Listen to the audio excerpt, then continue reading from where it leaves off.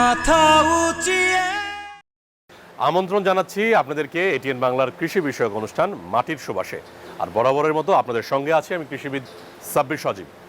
দেখতেই পাচ্ছেন আমার পেছনে হচ্ছে কুরবানির গরু। আমরা জানি পবিত্র ঈদুল আজহা উপলক্ষে বাংলাদেশের বিভিন্ন প্রান্তে অনেকেই গরু মোটাতাজাকরণ করছেন, কেউ বড় বড় খামার দিয়ে, কিংবা কেউ প্রান্তিক চাষি আছেন যারা 2টা 4টা 5টা গরু পেলে থাকেন। তবে যাই হোক, আজকে যে গল্প উপস্থাপন করব আপনাদের সামনে সেটি হচ্ছে কেরানীগঞ্জের গল্প। এখানে একটি ফার্ম রয়েছে, ফিট অ্যান্ড ফ্রেশ। গরুগুলোর গল্প শোনার চেষ্টা করব, কি কি জাতের গরু আছে, যিনি এটার মালিক তার সাথেও কথা বলার চেষ্টা করব। তিনি আসলে কেন শুরু করেছিলেন, কিভাবে শুরু করেছিলেন এবং এখন কি অবস্থা। রোহিতপুরে এখানে বিভিন্ন আকারের ষাঁড় গরু রয়েছে বিভিন্ন জাতেরও গরু। কোনোটার জাত এত সুন্দর, সত্যিই দেখলেই মনে হয় গরুগুলো কতই না চমৎকার দেখতে।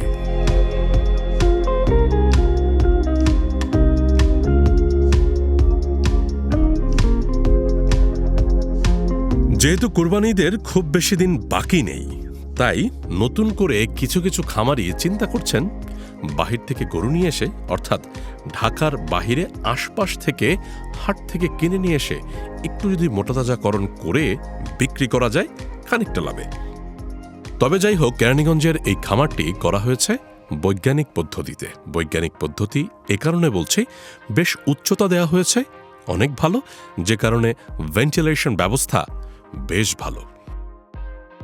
ফিট অ্যান্ড ফ্রেশ এই খামারটিতে বড় আকারের গরু এবং অন্যদিকে ছোট আকারেরও গরু রয়েছে। বড় আকারের মধ্যে প্রায় 1300 কেজি ওজনের একটি গরু দেখে সত্যিই আমি বিমোহিত। তার সাথে কথাও হলো গরুর মালিকের সাথে এর অজানা তথ্য নিয়ে। এটা 71 ইঞ্চি প্রায় উচ্চতা। বলতে আমরা জাস্ট পিছনের রানের উপরের অংশটা, লেজের উপরের অংশটাকে আমরা হাইট বলি, মাথা না, কিন্তু মাথা কিন্তু আরো অনেক উঁচা। মেরুদণ্ড, হ্যাঁ, মেরুদণ্ডর যে শুরুটা আর কি লেজের উপরে, হ্যাঁ, যে 2 রানের মাঝখানে যে জায়গাটা, এটাকে আমরা হাইটে, গরুর আমরা হাইট ক্যালকুলেশন করি আমরা এটা। তো ও বাংলাদেশে ওয়ান পিস এই কারণে, ফ্লেগবি অনেক আছে কিন্তু এই 70 ইঞ্চি প্লাস ফ্লেগবি নেই। 100% জীবনে ফ্লেগবি তো এই হাইটের হয় না ভাইয়া। এটা ফ্রিজিয়ান আর ফ্লেগবির ক্রস, হ্যাঁ, কিন্তু ওর কালারটা আসছে ফ্লেগবির, ওর মাথার শেপ আসছে ফ্লেগবির। হ্যাঁ, যেমন কিছু ফ্লেগবির শিং হয়, কিছু হয় না, ওর শিং আসছে ফ্রিজিয়ানের থেকে নেওয়া। ওর পায়ের যে 4 পা যে সাদা, এটা ফ্লেগবির থেকে নেওয়া। হ্যাঁ, ওর গায়ের কালারটা ফ্লেগবির, হ্যাঁ, কারণ ফ্লেগবি এই কালারও আছে, সেটাই। ওর হাইট, ওর লেন্থ, এটা আবার ফ্রিজিয়ানের সব, এটা ফ্লেগবির পায়নি। হ্যাঁ, তো যে কারণে ও ফ্রিজিয়ান আর ফ্লেগবির একটা খুবই সুন্দর কম্বিনেশন একটা গরু। তো বাংলাদেশে আমরা এটাকে ওয়ান পিস বলে এই কারণে, কারণ অ্যাকচুয়ালি এই ক্রসটার এত হাইট হয় না। 15 লাখ যদি আমি এটা বলি, অ্যাকচুয়ালি যদি ওর কোয়ালিটি, ওর কালার, ওর লেন্থ, ওর হাইট, ওর ওয়েট, এটা হিসেবে বর্তমানে বাজারের এটা খুবই নর্মাল একটা প্রাইস। এটা এমন না আমি অনেক এক্সপোশনাল প্রাইস আমি সেল করছি। হ্যাঁ, ওর পিছনে অতটুকু শ্রম, অতটুকু খাবার, অতটুকু এক্সপেন্স ওর পিছনে করতে হয় আমাদের। হ্যাঁ, তো সাপোজ ধরেন একটা 1300 কেজি ওয়েট, ওর পিছনে আমার সারাদিনে প্রায় 1500 টাকার কাছাকাছি খরচ আছে অবশ্যই। কারণ এই যে লাস্ট এই 3-4 মাস 1500 টাকার উপরেই খরচ হবে, কারণ ওর খাবার, ওর মানে ওকে যত্ন নেওয়া, হ্যাঁ, ওকে রেগুলার ওকে শ্যাম্পু দিয়ে গোসল করানো, মানে এই সব কিছুই ওকে ওইভাবে আমাদের করতে হয়, না এত সুন্দর আসবে না। সুপ্রিয় দর্শক, আমরা জানি যে প্রতিটা খামারে যারা থাকেন, অর্থাৎ যারা গরুকে গোসল করান, মোটামুটি খাবার দাবার দেন, তো কৃষি শ্রমিক বা যারা হচ্ছে আসলে স্বপ্নের যে কারিগর, যে উদ্যোক্তা থাকেন, তাদের পেছনে যারা আসলে শ্রম দিয়ে কাজ করেন। তো এই মুহূর্তে এই খামারটাতে হঠাৎ করেই মনে হইলো এবং কানেও আসলো যে তারা গান শুনতেছেন। তো এটা একটা বিনোদন, তাদের টাইমলি ঘাস দিতে হয়, গোসল করাইতে হয় এবং তার সাথে হচ্ছে একটু বিনোদনও নিতে হয়, খাওয়া দাওয়া করতে হয়। তো ভিতরে যাই, দেখি তারা কেমনে কি করতেছে এবং তার কাছ থেকে আসলে গল্পটা একটু শোনার চেষ্টা করি। কি নাম ভাই আপনার? আব্দুল মজিদ। আব্দুল মজিদ, তো আপনি এই খামারে কতদিন ধরে কাজ করেন, কি কি কাজ করেন এই ষাঁড়ের যত্নে একটু বলবেন? ষাঁড়ের যত্নে ধরেন যে ষাঁড়ে খাওয়ান দাওয়ান যাবতীয় যত কিছু আছে সব কিছু করা লাগে, এবং গোসল করান লাগে, ঘাস কাটা আনা লাগে, আবার মেশিনই কাটা লাগে, কাটিয়ে আবার গরু খেটাতে দিতে হয়, দিয়ে খাওয়া দাওয়া একদম বাড়া আসতে হয়, আর আবার সকালবেলা টোকা লাগে আর ভিতরে। কয়টা থেকে কয়টা কাজ করেন? ওই যে খাওয়ান কইতেছেন, ঘাস খাওয়ান নাকি ভুট্টার সাইলেজ খাওয়ান না খ্যার খাওয়ান? খ্যার আর ঘাস একসঙ্গে মিশিয়ে কাটা হয়, একসঙ্গে মিশিয়ে দেওয়া হয়। আর ভুসিটা শুধু ভুসি আলাদা করে দেওয়া হয়। গমের ভুসি আছে, ছোলা বুট আছে, মসুর আছে, আপনার কুড়ো আছে, ভুট্টো আছে, এইগুলো দিয়ে সব মিক্স করে খাওয়ানো হয়। তো গোসলটা কয় বেলা করান? গোসলটা 2 বেলা করাই, সকাল ধরেন যে 10:30টার দিকে আর এবং বিকেলা 4:30টার দিকে গোসল করাই। হ্যাঁ, যেদিন বৃষ্টি হয় সেদিন কি 2 বেলা করান লাগে না 1 বেলা করান? না, যেদিন বৃষ্টি হয় সেদিন 1 বেলা করি, মানে সকালবেলা করে দেয় 10:30 11টার দিকে। বর্তমান সময়ে লোডশেডিং হচ্ছে ঢাকার আশেপাশে বেশ কয়েক জায়গায়, অল্প বা বেশি। তবে খামারগুলোতে যেহেতু বিভিন্ন জাতের গরু থাকে, সেখানে ভেন্টিলেশন ব্যবস্থার সাথে সাথে ফ্যানের ব্যবস্থা রাখা হয়। কেননা এদের যে খাদ্যাভ্যাস, তার উপর গোয়াল ঘরে বেঁধে পালন প্রক্রিয়া, যার কারণে সেই গরুগুলোর গরমটাও একটু বেশি। এর কারণে অনেক সময় দেখা যায় তাদের খাদ্য সংগ্রহের জন্য ঘোড়ার গাড়ি করে ঘাসগুলো নিয়ে আসা হয় খামারের দ্বার প্রান্তে।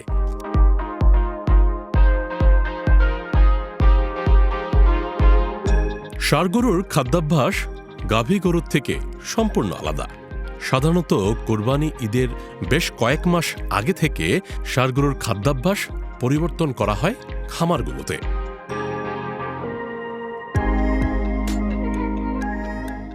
যে কারণে দেখতেও বেশ হৃষ্টপুষ্ট হয় এবং তার সাথে আলাদা একটা গ্লেসের আবির্ভাব দেখা যায়।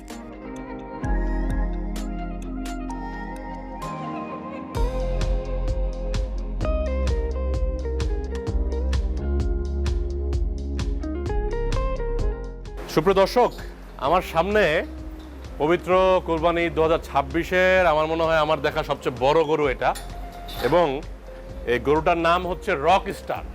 এখন রক স্টার কেন?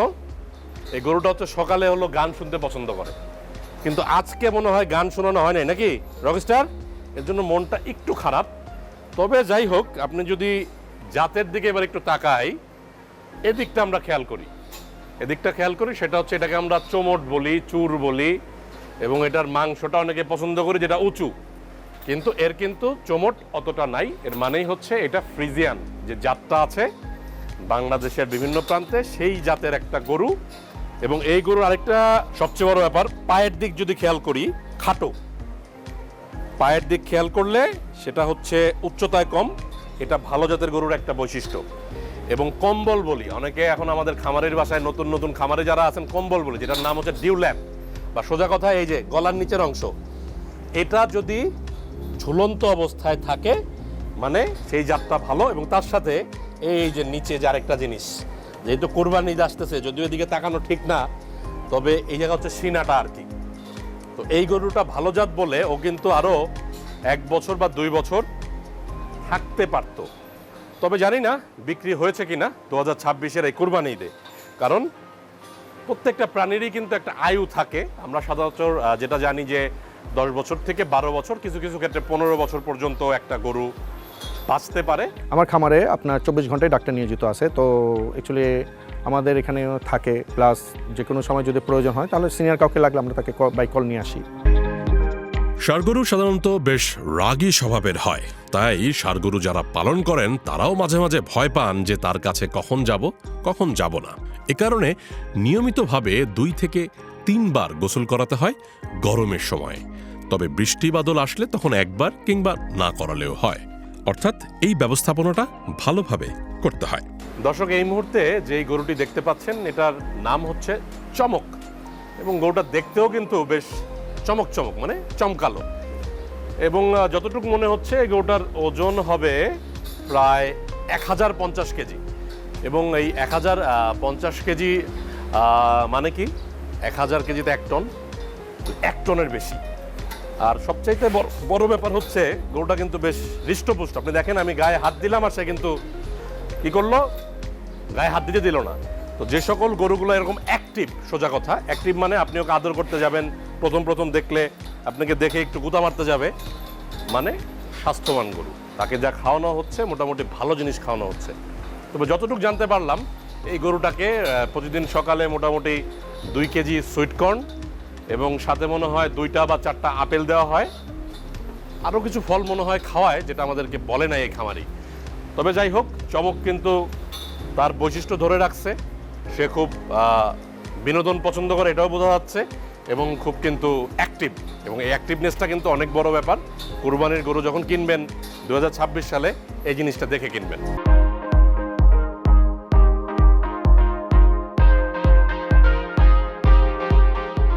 দর্শক জানেন যে মাটির সুবাসে চেষ্টা করি আমরা সবাই মিলে যে 2026 কুরবানি ঈদে অনেক খামার কিন্তু ব্যস্ত, এবং আমার পাশে যে গরুটি এখন আছে, এই গরুটি হচ্ছে অনেকটা ব্রাহ্মা স্টাইলে দেখা যাচ্ছে। ব্রাহ্মা স্টাইল এই কারণে বলছি, আপনি যদি চোমরটা খেয়াল করেন, এর চোমরটা কিন্তু বেশ উঁচু এবং বেশ আকর্ষণীয়। এবং আমাদের যারা আসলে আমরা কুরবানি দেই, কিন্তু কুরবানি ঈদে এই কুরবানির গরুগুলো পছন্দ করে থাকেন কারা? আমাদের ছেলে কিংবা আমাদের মেয়ে কিংবা আমাদের আত্মীয়, বউ বাচ্চা, মানে এরাই কিন্তু পছন্দ করেন, সব বাবা মাও পছন্দ করেন। তো সেক্ষেত্রে এই ব্রাহ্মা গরুগুলো কিন্তু আকর্ষণীয়।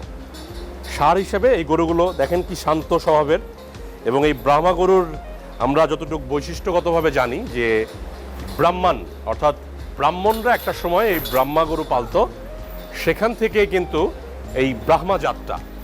এবং এই ব্রাহ্মা জাতের সবচাইতে আরেকটা বৈশিষ্ট্য, যে কানটা যদি খেয়াল করেন, বিশাল কান, এবং তার সাথে এর যদিও একটু ব্যথা পেয়েছিল মনে হয় বেশ কিছুদিন আগে, ডিউল্যাপ বা কম্বল বলি খামারিদের ভাষায়, তো এই ডিউল্যাপটা কিন্তু বেশ ছড়ানো থাকে, এবং এটা নিয়ে আমেরিকা কিন্তু অনেক কাজ করছে। এই যে গর্দানটা খেয়াল করেন, চুটটা খেয়াল করেন, তো বেশ ভালো একটি জাত হতে পারে। নতুনভাবে যারা করতে চাচ্ছেন যে কুরবানিকে উপলক্ষ করে গরু মোটাতাজাকরণ করবেন, 26-এ তো এখন সম্ভব অতটা হবে না, তবে 27-এর জন্য টার্গেট করতে পারেন যে এই ধরনের গরু কতটুকু পালন করতে পারবেন। ওয়ার্ল্ডে তো বিভিন্ন জাতের গরু আছে, তো এইভাবেই জাতটা অ্যাকচুয়ালি আমরা এভাবেই দেখে। আমার খামারের জাতটা হলো, ধরেন আমরা তো ম্যাক্সিমাম ফিজিয়ান, আমার যেমন দুধের খামার আছে, তো আমরা ফিজিয়ানটা নিয়ে বেশি কাজ করি। আর ধরেন বাকি যে শাহিওয়াল টাহিওয়াল, এগুলো ধরেন আমরা মার্কেট থেকে বাচ্চা কিনে নিয়ে আসি, নিয়ে এসে কোনোটাকে 1 বছর, কোনোটাকে 2 বছর এভাবে পেলে তারপর কুরবানির সময় আমরা সেল করি, কিন্তু 6 মাস। তো 6 মাসের আমরা প্রজেক্টটা করি না, কারণ আমাদের ম্যাক্সিমাম একটু বড় টাইপের গরু করি, তো এগুলোকে 1-2 বছর না পারলে অ্যাকচুয়ালি অত সুন্দর গরু তৈরি করা যায় না। 6 মাস অ্যাকচুয়ালি ছোট গরুর জন্য। দর্শক, রোহিতপুরের এই খামারটিতে সবচাইতে বড় যে ব্যাপারটি তারা বললেন যে এখানে মোটামুটি ভালো মানের খাবার খাওয়ানো হয়, মাঝে মাঝে সাইলেজ খাওয়ানো হয়, কাঁচা ঘাসটাও খাওয়ানো হয়। আমরা জানি প্রাকৃতিক খাবার দিয়ে গরু মোটা তাজাকরণ করলে সেই গরুটাও যেমন হৃষ্টপুষ্ট হয়, তার সাথে গরুর মাংসের যে প্রোটিন পার্সেন্টেজ সেটাও কিন্তু ভালো হয়।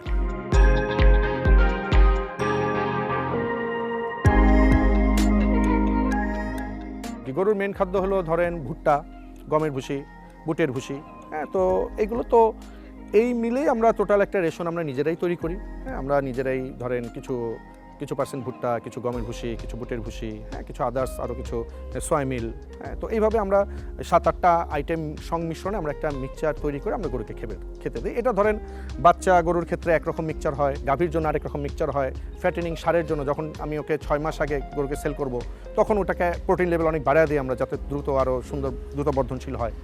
বাংলাদেশের বিভিন্ন প্রান্তে এভাবেই এক এক খামারের এক এক ধরনের স্বপ্ন বিদ্যমান থাকে গরুগুলোকে নিয়ে। গরুগুলো লালন পালন করা হয় কিছু কিছু খামারে 2 থেকে 3 বছর, আবার কিছু খামারে লালন পালন করা হয় 2 থেকে 3 মাস বা 6 মাস।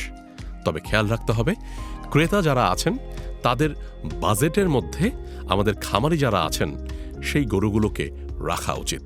আর যেহেতু পবিত্র ঈদুল আজহাকে কেন্দ্র করে মানুষ তার কষ্টের টাকা দিয়ে এই কুরবান দিবেন, তার কারণে এই গরুগুলো যেন ভালো খাবার খেতে পারে সেদিকেও খেয়াল রাখতে হবে খামার মালিকদের। তো উপর ভাই, এই যে বিভিন্ন জাতের গরু আপনার এখানে আছে, এটা কি জাতের গরু? এটা কাঙ্করাজ। কাঙ্করাজ এটা কোন দেশের? Indian breed Kankrej. এটা ব্ল্যাক, এটা হোয়াইট। বাহ, হ্যাঁ, এবং এটার তো বৈশিষ্ট্য আছে না? জি, এটা বলেন না। বাচ্চা, এটা কাঙ্করাজ, এটা বাচ্চা। এটা ধরেন আপনার খুবই সুন্দর একটা গরু, আদর খেতে পছন্দ করে খুব, না? হ্যাঁ, ওর সৌন্দর্যতে ওর শিঙে, তো মাথাটা একটু ছোট, তো ওর চোখটা সবকিছুই গরুটা একটু মানে অন্যরকম। তো এই গরুটা মার্কেটে অনেক ভালো ডিমান্ড। বয়স কেমন কোনটা? এটা তো এগুলো একটু বাচ্চা, এগুলো ধরেন আরো 1 বছর পরে দাঁতবেও, হয়তো 6 মাস 1 পরে বছর দাঁতবে। মানে 9 মাস বা 12 মাস এরকম বয়স। না এখন বয়স হলো কত, আপনি ধরেন 13-14 মাস, 14-15 মাস এরকম। আমাদের তো নিয়ম আছে 2 বছর হলে তারপর। এইখানে এই যে ছোট আকারের যেগুলো, এগুলো কি বিক্রির জন্য? এগুলো দেশে, আমাদের দেশেই দেশাল জাতের ছোট না? গরু এগুলো। এগুলো ছোট এই যে আমাদের চমৎকার দেশাল। একটা জাত কিন্তু এখানে দেখতে পাচ্ছি, এটা কি আমাদের জাতের জন্য? আরসিসি। রেড আমাদের চিটাগং ক্যাটেল। আরসিসি। এটা হলো নেইলর, এটা ব্রাজিলের একটা ব্রিড। ইন্ডিয়াতেও আছে, যেমন ইন্ডিয়াতে আপনার উলবারিয়া বলে, হ্যাঁ, উলবারি সার যে ওই যে বড় বড়, হ্যাঁ। তো অ্যাকচুয়ালি এটা অরিজিনাল, মানে উলবারিয়া একটা, এটা নেইলর, মানে ওর প্যাটার্নটা হলো নেইলরের মতো, মাথা টাথা শেপ টেপ বডি। ও বাচ্চা, ও মনে করেন যে আরো 7-8 মাস পরে, 1 বছর পর যা দাঁত। আর এটা আমাদের যে মিরকাদিম বলে না, সাদা মিরকাদিম, আমাদের মুন্সিগঞ্জে ওই মিরকাদিম ব্রিডের, কিন্তু এটা অনেক বড় জাতের। এটা মেনলি ইন্ডিয়া থেকে বাচ্চাগুলো আসছে। তো আপনার এখানে মোটামুটি কয়টা জাতের আছে এমন কিছু আইডিয়া দিতে পারবেন? এই পাশে তো এগুলা কি এই যে ধরেন আমার 5-6টা ব্রিড আমার খামারে আছে গরুর 5-6টা, যেমন এই যেটা শাহিওয়াল, শাহিওয়াল ব্রিড। এটা শাহিওয়াল, হ্যাঁ, বসে আছে। যদি শাহিওয়াল ব্রিডটা একটা সময় পাকিস্তান ডেভেলপ সেটাই করছিল সেটাই কিছু, সেটাই সেটাই সেটাই। এবং ওটার এগুলো সৌন্দর্যতা আমার শাহিওয়ালের বাচ্চা, এগুলো সবই বাচ্চা, এগুলো সবই দাঁতা, একটাও দাঁতে নেই। এটা হলো অনেকটা গির আর বড় শাহিওয়ালের ক্রস। আর এই গির আর শাহিওয়ালের ক্রস। আর এই দুটো হলো ব্রাহ্মা ক্রস। ব্রাহ্মার ক্রস। এই দুটো হলো ব্রাহ্মা এটা কি ক্রস। পাবনায় একটু ক্রস আছে? অবশ্যই, সিংহের পাবনার সাথে একটু- মা তো পাবনাইয়া ছিল, হ্যাঁ, মানে আমাদের যে বড় যে পাবনাইয়া যে গাভীগুলো হয়, ওই টাইপের মা ছিল। ওই মা পেট থেকে এগুলো আসছে। আচ্ছা, উবুল ভাই, এত ছোট গরু দুইটাই, একটা কি মেয়ে একটা ছেলে নাকি? এটা জি, একটু বলেন এটা না। মেয়ে, এটা ছেলে। আর বয়স কেমন কোনটার? এটার বয়স আপনার অলমোস্ট আপনার ওটা কম হবে, এর বয়স মোটামুটি ধরেন প্রায় 3 বছর কাছাকাছি। 3 বছর? বাহ, এটা কতদিন থেকে আছে এখানে? আমার কাছে প্রায় 1 বছরের উপরে। এটা কি ভুটানি গরু না ভুট্টি বলে এখন? ভুট্টি গরু বলে, অ্যাকচুয়ালি আমরা ভুট্টি। ভুটানি গরু বলি, অ্যাকচুয়ালি অনেক ভুটানি, আগে।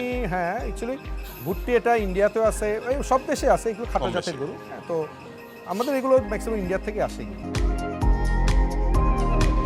আমাদের খামারগুলোতে সাধারণত লাইভ ওয়েট এবং ঠিকা পদ্ধতিতে গরু বিক্রয় করা হয়। আমার যে খামারটা, এটা হলো 700+ গরু স্ট্যান্ড করতে পারবে, মানে আমি রাখতে পারবো। তো এরকম একটা খামারে আপনি যদি বর্জ্য ব্যবস্থা যদি আপনি প্রপার সুন্দর না থাকে, আপনি আশেপাশে পরিবেশ নষ্ট হবে।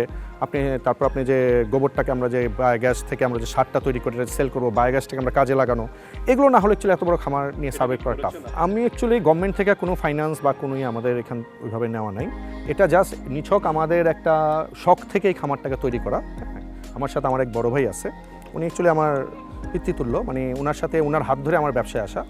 তো অ্যাকচুয়ালি তার স্বপ্ন, হ্যাঁ, প্লাস ধরেন আমার নিজের প্যাশন, এটার থেকে খামারটা তৈরি হওয়া। যদিও বা অনেক সময় দেখা যায় যে অনেক খামারই অসৎ উপায় অবলম্বন করে কিছু গরুকে নিয়ে আসেন বিভিন্ন হাটে এবং শেষ পর্যন্ত সেই গরুটিকে না বেচতে পেরে চলে যান কষ্ট নিয়ে, মনের দুঃখে নিজ গ্রামে। তবে আমরা সেটি চাই না, যেহেতু এখনো সময় আছে, তাই ঢাকার আশেপাশে যে সকল খামারগুলো আছে সেই খামারগুলো ভালো মানের গরু নিয়ে আসবে, এটিই প্রত্যাশা।